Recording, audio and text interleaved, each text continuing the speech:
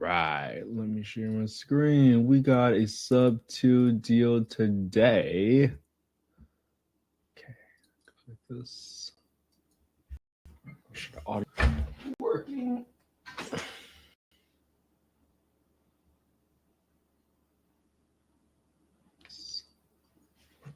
Okay, should work.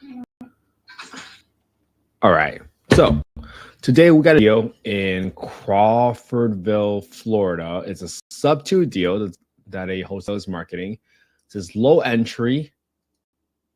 It's a cash flowing sub-2 deal. Okay, let's see how that goes. And they're probably thinking it's going to cash flow because the rent is $2,600, but the PITI is $2,239. All right, 5.25 mortgage payoff 313, no arrears. Okay, so let's plug in some numbers here. 4-bed, 3-bath, 2239, 5.25% interest, mortgage balance 313. So I'm put $313,000 right here. 5.25% interest rate. We're going to cap back into the payment right here. So 2239. So we're going to go to the property tax section right here. It goes 2239 minus the principal minus the interest. And that's going to be your property tax and your insurance for as is the residence today. And I'll probably add in actually $30 because insurance premiums are typically more expensive for a investment property. Now, let's see if we can pull this property up. This property is in 252 Magnolia. So for the most part, this property, I want to say, is turnkey. There's a little bit of carpet right here. You can replace that if you want. But let's see if it even cash flows first. So just the bedrooms have a little bit of property. It looks like you don't even need to get painted. So what I'll assume is that I just need to replace a little bit of flooring in about 500 square feet, roughly, and use that as my budget. So I'm going to go to my rehab budget right here. I'm going to set aside, just because it's Florida, I'm going to set aside $1,500 every single month for the roof. I mean, for the initial renovation for the roof, just in case there's any like patching or holes there. $500 for the landscaping. I'm gonna zero out my painting, but I'm gonna put at least $500 of flooring. That's roughly around $4,000 because it's roughly turnkey. I'm gonna assume that I'm gonna replace 3 of the toilets with high pressure flush toilets to prevent any toilet clogs because that usually causes me issues. So I'll leave about $8-9 of rehab right here. Okay. Now the purchase price was $348. This looks like it's in a decent area. I can go check the crime score really quick too, just for fun. Let's see if this happens. Plug in the address. And if you want to look at the crime score, you can go to topeye.com. You scroll down to the neighborhood section. And you get the crime score right here, 79. Great. I live in an area where it's about 88, 90, so it's pretty relatively safe area. So now I want to get my rent ceiling. In order to get your rent ceiling for section here, you got to Google HUD FMR, HUD FMR. Once you come over here, you can go to the small area FMRs. And from this point onwards, you can look up FY 2024 FMRs. This property, let's see, what county is it in? What county is it in? It is in Wacoola County. So I'm going to go to Florida. Hi, Soleil, what's going on? Are you okay? You okay? Okay. So once we get to Wacoola County, this is how you come up and analyze the deal with me. You okay? You okay? You want to come up? Oh, can Daddy see? Sorry, my daughter fell, so I got to take a quick look at it. Right, Soleil? Are you okay? Yeah. Okay, good job. Yeah, Daddy's talking right now. Okay, so this property is in zip code 32327. 32327 and 32327. You guys can see that the rent ceiling by bedroom counts right here. So your rent ceiling for a 4-bed is $1,680. Rent ceiling for a 3-bed is $1,490. So we're going to use $1,680. I'm going to write that one down just so we have that with us. $1,680. I'm going to delete that because there's already a 4-bedroom. So 32327.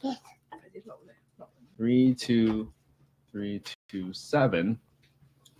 And that's how you get the 4-bedroom rent ceiling. Okay. Next thing you want to check is you want to look up the market rents. In order to do that, you can go to affordablehousing.com, go to the owner section, market rent estimator, put in the address, put in the bedroom count, and the number you care most about here is this number here on the far right. And it says right here that the average rent here for 13 units within a 20-mile radius, pretty big radius, is $22.96. So $22.96. Now, if you were pursuing, I'm not going to put in the rest of the numbers, because your market rent is so much higher than the rent ceiling, guess what? The housing authority will probably not pay you more than what the ceiling is. And this is a great example of how the rent ceiling that is determined by HUD is well below the market rent. So at $1,680, you know for sure that this is not a deal, because when you put in $1,680, you can put in your property taxes, insurance, your PITI. You got puts at 10% for maintenance, 10% for property management, and 5% for vacancy.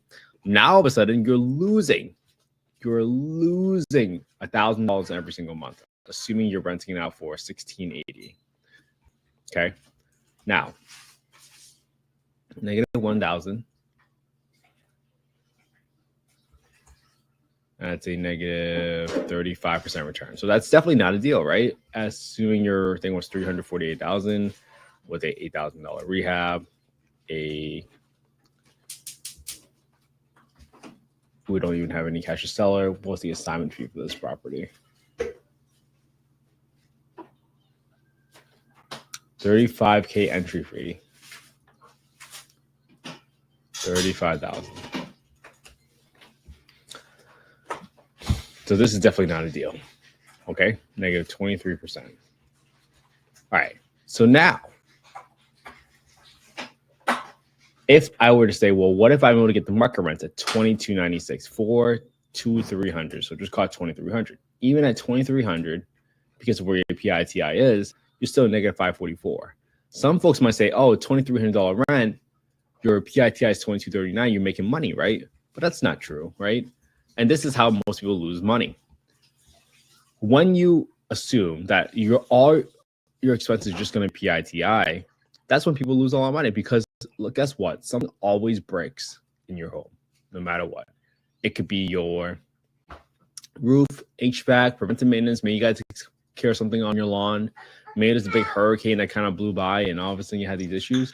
Those are all real expenses, and you have to account for those expenses, because it's very unrealistic to think that someone's going to live in your home forever and no one's ever going to move out, right? Even some Section 8 tenants move out every 5, 7, 10 years. You might try to keep them for 20 years, but sometimes that's just not how it works. So if that happens, you have to figure out how on earth are you going to cover those expenses, because you're going to have an empty month, right? That's what your vacancy expenses are. Your maintenance, I got to put at least 10%. And property management, some folks might want to manage your own rental properties, and that's okay, maybe in the beginning. But if you don't underwrite with property management in place, you would have bought yourself another job. Because what do we get into this for? Chances are we got into this because we want to have that financial freedom, the freedom of time, freedom to do whatever we want. And you cannot do that here. So something for you to really think about when you are analyzing all these deals. Okay, so at $2,300, you're still negative $544. All right, I'm not sure where he's getting this number. Even if you take the wholesales before and you put $2,600 in rent, you're still going to be losing money because of all the expenses, and you will still be losing $319. Even if you do the best case scenario, and typically that's what wholesalers must do, right? They got to sell their deal. Even at $2,600 in rent, that's still a negative $319. So that to me is why I would consider this not a deal. And this is how we go through all the different scenarios. Okay. All right. Hopefully this was helpful for everybody. I've been going live for the past 196 days. And my goal here is for you guys to learn how to spot what a deal looks like, and more importantly, what a deal does not look like. I've had people reach out to me before and say, hey, I really appreciate your videos because I bought this deal off the free Facebook group and now I'm losing money. And we have to We have to practice professional skepticism. And that just simply means that you don't believe everything that someone says. You have to do some due diligence. You have to do some underwriting. You have to justify and tell yourself reasons why you think this is a deal and why this is not a deal. And all I'm doing today is, if you just wanted to copy my homework, just look at the same property I looked at today using the same spreadsheet. Just DM me on Instagram, your email address at investwithkenthe, and my team will send the spreadsheet to you. I've been very fortunate, very blessed to have been given the spreadsheet by other folks. And it's just out there to help you guys. That's all it's for. So, copy my homework. Analyze the same property analyzed today. Put it on your own YouTube channel. Take the credit for it. Because in 196 days from now, you're going to have 196 videos on your YouTube channel. And you're going to be able to look back on it and have that confidence in yourself, most importantly, that you know what you're doing, that you know how to spot a deal if it came across your table and slapped you across the face. And then more importantly, if a partner ever asks you, hey, why do you think this is a deal? Well, you can point them to your own YouTube channel and say, I know this is a deal because I looked at the past 196 deals and they were all not deals. Might that give you a little bit of confidence? Might not give them a little bit more confidence that you know what you're doing? You might not have a biggest track record of owning properties, but you will definitely have a track record of analyzing properties. And I can tell for sure that a lot of people value consistency because a lot of people talk like they want to make a change, but most people never want to put in the work. So be that person. Be that person that's different and actually does what he says he's going to do, what she's going to do, what she says. So have an amazing Saturday, everybody. I hope you guys spend some quality time with your family and friends today. I know I'm going to spend some time with my family. So I'll be back here again tomorrow for day 197. But we're going to keep this going. We're going to keep staying consistent. Have an amazing day, everybody.